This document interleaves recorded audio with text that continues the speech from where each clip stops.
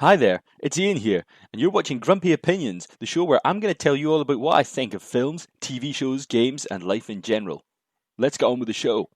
The Mandalorian is a Star Wars-based TV show where Pedro Pascal plays the Mandalorian, a guy in a suit of impenetrable armour who has different abilities depending on what happens in the episodes. And he wanders around the galaxy with a little baby Yoda, trying to do all kinds of adventures.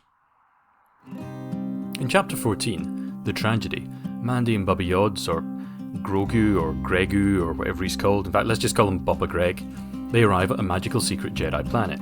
And because reasons, he can't actually land near the top of the hill where he needs to go, so they have to pop themselves down about a mile away from there.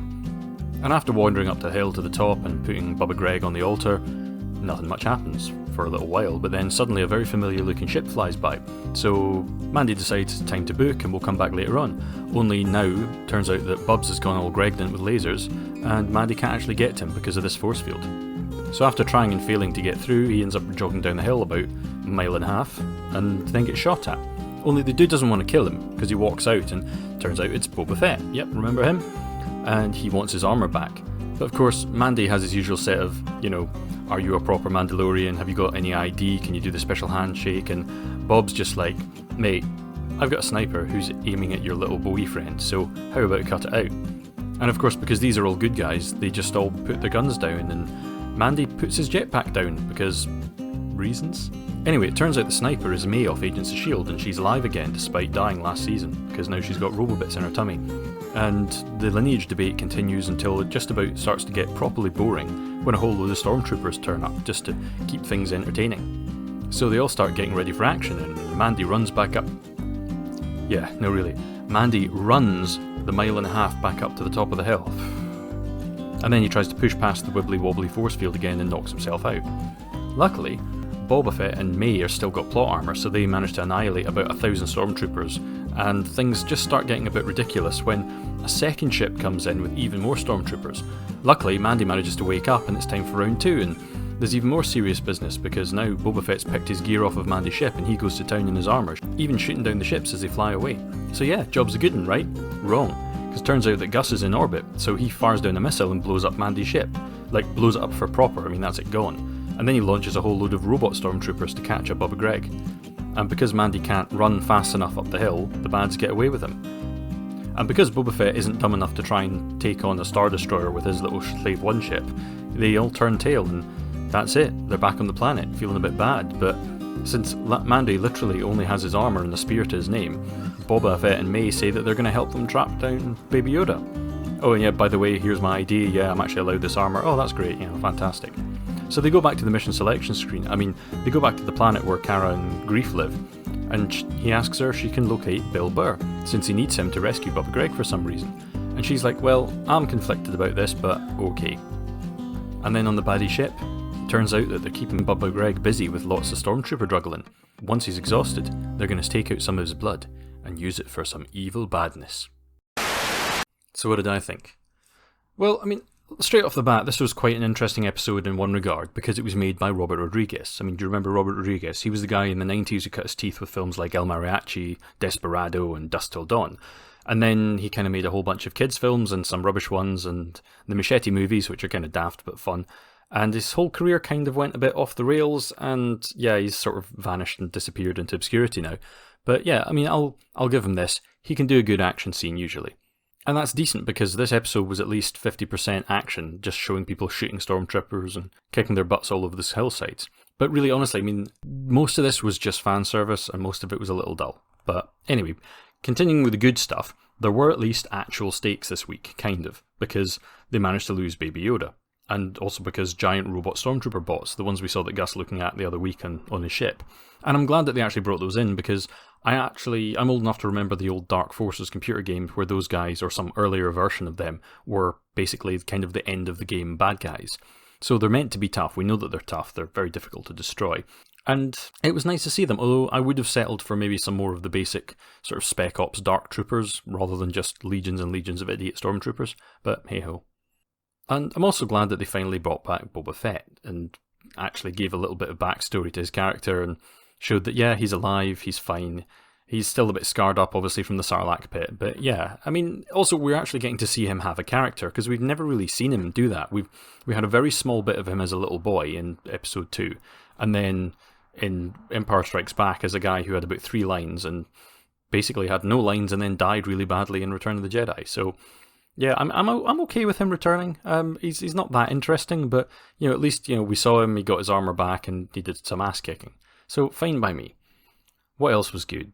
Okay, the Jedi Altar thing was kind of cool, mainly just because I've played a little bit of that Fallen Order game that I picked up during the summer but haven't finished because it was kind of hard. And I'm glad that they mentioned Bill Burr's coming back. Although I did suspect that they were going to bring at least some of those people back, considering they didn't kill them last season. And this is a show where they're quite happy to kill people off. So yeah, that was the good. I mean, that's basically pretty much all of the good of this week.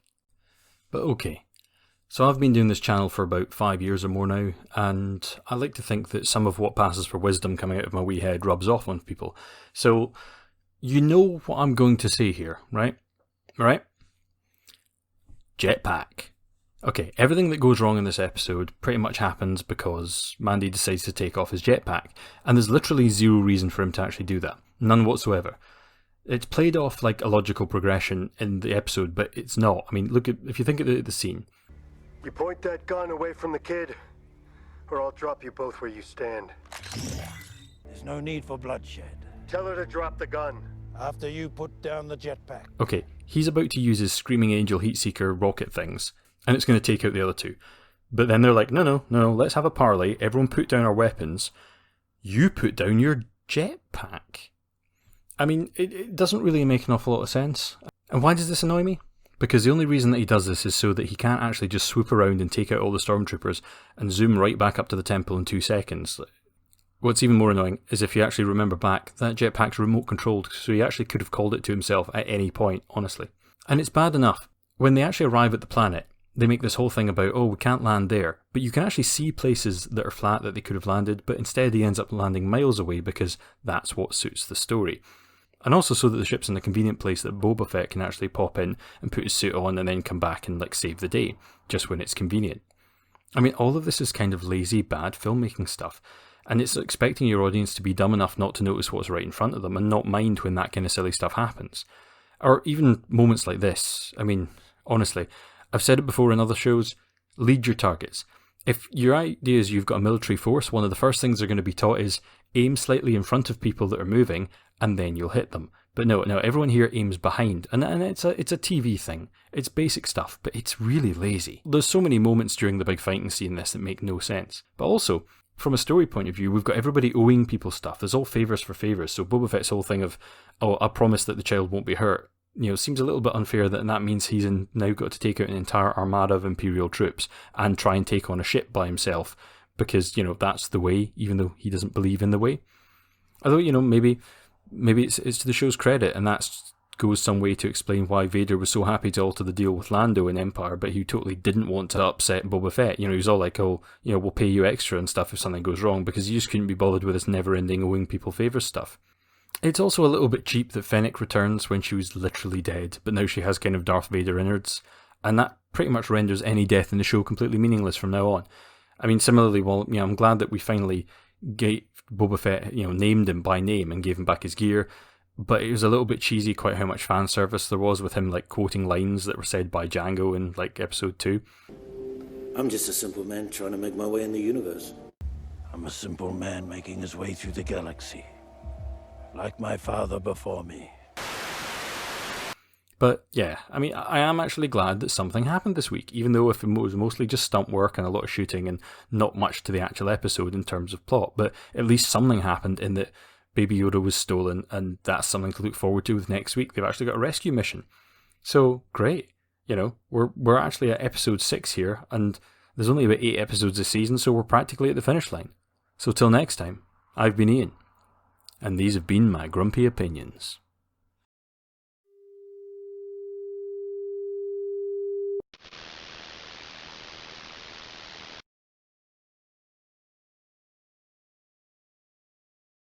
And a special thanks to everybody listening, and especially my patrons, and most especially to Michelle Forbes and Judith Coloma, my top tier patrons.